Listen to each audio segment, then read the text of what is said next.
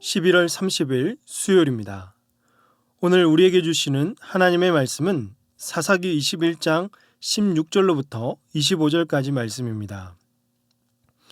회중의 장로들이 이르되 베냐민의 여인이 다 멸절되었으니 이제 그 남은 자들에게 어떻게 하여야 아내를 얻게 할까 하고 또 이르되 베냐민 중 도망하여 살아남은 자에게 마땅히 기업이 있어야 하리니 그리하면 이스라엘 중에 한 지파가 사라짐이 없으리라. 그러나 우리가 우리의 딸을 그들의 아내로 주지 못하리니 이는 이스라엘 자손이 맹세하여 이르기를 딸을 베냐민에게 아내로 주는 자는 저주를 받으리라 하였음이로다 하니라. 또 이르되 보라 베델 북쪽 르보나 남쪽 베델에서 세겜으로 올라가는 큰 길 동쪽 실로에 매년 여호와의 명절이 있도다 하고 베냐민 자손에게 명령하여 이르되 가서 포도원에 숨어 보다가 실로의 여자들이 춤을 추러 나오거든 너희는 포도원에서 나와서 실로의 딸 중에서 각각 하나를 붙들어 가지고 자기의 아내로 삼아 베냐민 땅으로 돌아가라. 만일 그의 아버지나 형제가 와서 우리에게 시비하면 우리가 그에게 말하기를 청하건대 너희는 우리에게 은혜를 베풀어 그들을 우리에게 줄지니라.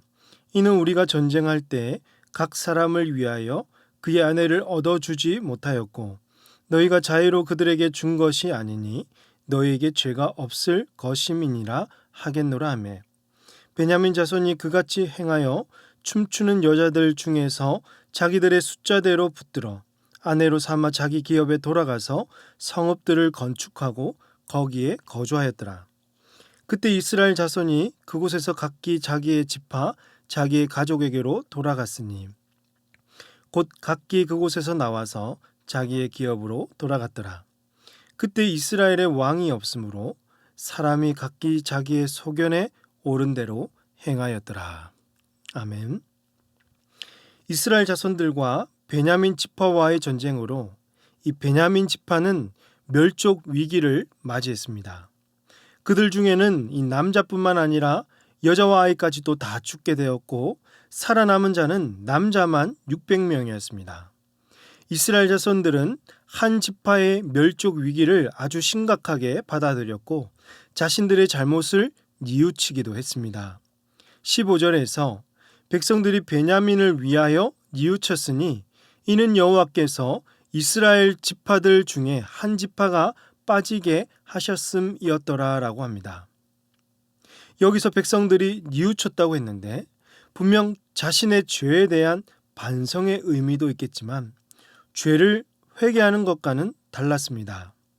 그들은 생존한 베냐민 자손이 더 이상 대를 잇지 못하고 이스라엘 지파가 끊어지게 되는 것을 안타까워할 뿐이었습니다. 그리고는 누가 했다고 하죠?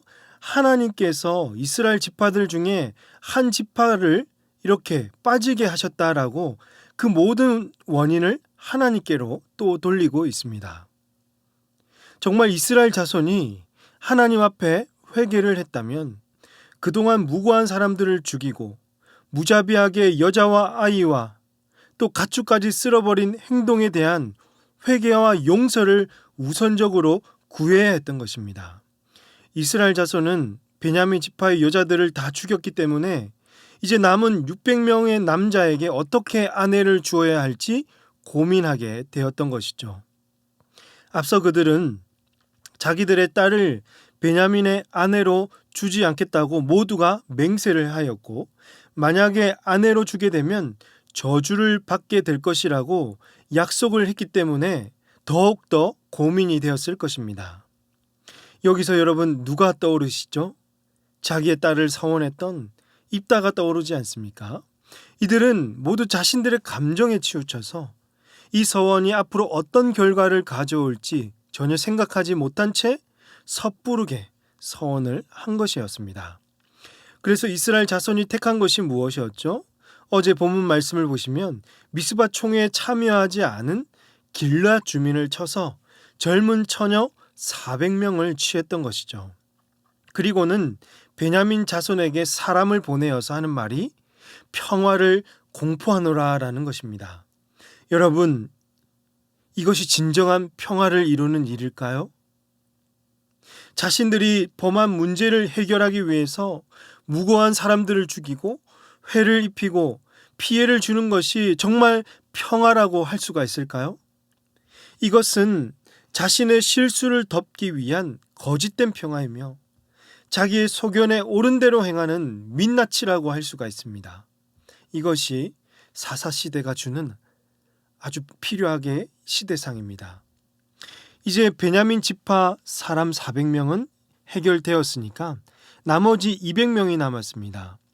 이들의 아내는 어떻게 구해야 할지 이스라엘 장로들은 다시 머리를 맞대었습니다. 16절에서 회중의 장로들이 이르되 베냐민의 여인이 다 멸절되었으니 이제 그 남은 자들에게 어떻게 하여야 아내를 얻게 할까 하고, 하지만 그들이 했던 맹세는 여전히 유효했습니다. 18절을 보시면 그러나 우리가 우리의 딸을 그들의 아내로 주지 못하리니 이는 이스라엘 자손이 맹세하여 이르기를 딸을 베냐민에게 아내로 주는 자는 저주를 받으리라 하였음이로다 하니라. 이스라엘 장로들은 고심에 또 고심을 했을 것입니다. 그래서 낸 결론이 이러한데 19절 이하에 보시면 실로에서 매년 여호와의 명절이 있었다는 것이죠. 그때 베냐민 자손에게 가서 이 포도원에 숨어 있다가 21절에서 실로의 여자들이 춤을 추러 나오거든 너희는 포도원에서 나와서 실로의 딸 중에서 각각 하나를 붙들어 가지고 자기의 아내로 삼아 베냐민 땅으로 돌아가라고 했던 것입니다. 여기서 붙들어라는 말이 있는데요. 이 행위는 무엇이냐면 이 여자들의 의사와는 전혀 상관없이 강제로 그들을 데리고 와서 음행하는 행위를 가리킵니다. 결국 강간하는 행위이죠.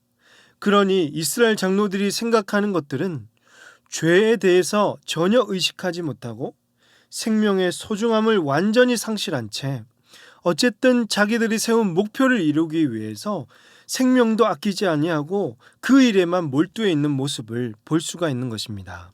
결국 베냐민 자손은 23절 말씀에서 그들이 행하여 춤추는 여자들 중에서 자기들의 자대로 붙들어 아내로 삼아 자기 기업에 돌아가서 성읍들을 건축하고 거기에 거주하였다라고 말씀하고 있습니다. 그리고는 사사기 제일 마지막 구절에서 이렇게 말씀하죠. 25절 말씀을 같이 한번 읽어보겠습니다.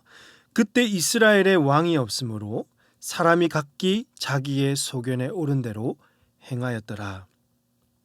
분명 이들의 소견에는 옳았습니다.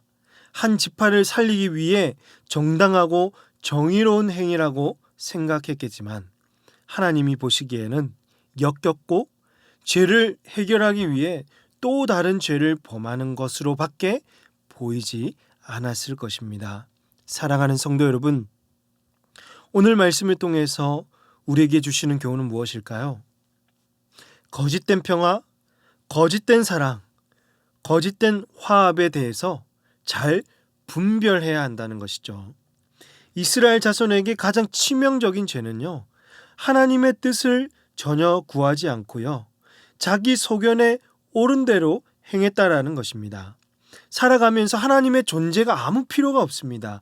하나님의 뜻이 이들의 생각과 결정에 있어서 아무런 영향력을 미치지 못했다라는 것이죠. 그러니 자기 생각에는 옳고 정당하고 그 순간에는 평화와 사랑과 화합을 이루는 것처럼 보이겠지만 실상은 생명을 죽이는 거짓이요, 그들의 욕심에 의한 행위였다라는 것입니다. 그러므로 사랑하는 성도 여러분, 거짓된 평화와 사랑과 화합에 우리의 마음을 빼앗기지 말고 정말 하나님의 뜻을 따라서 삶의 기준을 바르게 세우고 그분의 뜻대로 행하는 우리 모든 성도님들 되시기를 바랍니다. 자신의 생각과 경험에 의해서 삶을 결정하기보다는, 그래서 죄의 고리를 끊지 못하고 하는 일마다 죄가 반복되고 죄가 더 깊어지지 아니하도록 사랑하는 여러분, 말씀을 앞장 세우시고 말씀에 순종하며 그 말씀대로 살아가시는 저와 여러분이 되시기를 주님의 이름으로 축복합니다. 기도하시겠습니다. 하나님 아버지, 이 새벽에도 주의 말씀 듣게 하시고 또 기도하게 하시니 감사합니다. 오늘 말씀처럼 우리의 뜻과 결정을 세워두고 정말 나의 소견에 옳은 대로 행하지 않게 하여 주시고 가장 무엇보다 하나님의 뜻을 묻고 그 말씀에 의지하여 뜻을 이루는 저희들 되게 하여 주시옵소서. 이 땅에 세상의 뜻대로 살아가지 않게 하여 주시고 하나님의 뜻이 무엇인지를 늘 분별하여서 저희들을 통하여서 하나님의 나라가 세워지게 하여 주시옵소서. 이 모든 말씀을 우리 구주 예수님의 이름으로 기도하옵나이다. 아멘. 오늘 말씀을 기억하시며 기도하시고 주간 기도 제목에 따라서 선교와 전도를 위해서 기도하겠습니다. 우리 교회가 전도하는 교회, 선교하는 교회가 되도록 우리 성도님들이 복음의 증인이 되어서 믿지 않는 영혼들을 주께로 이끄는 복의 통로들이 될 수 있도록 우리 교회가 파송하고 후원하는 선교사님들을 위해서 합심해서 기도하도록 하겠습니다. 기도하십니다.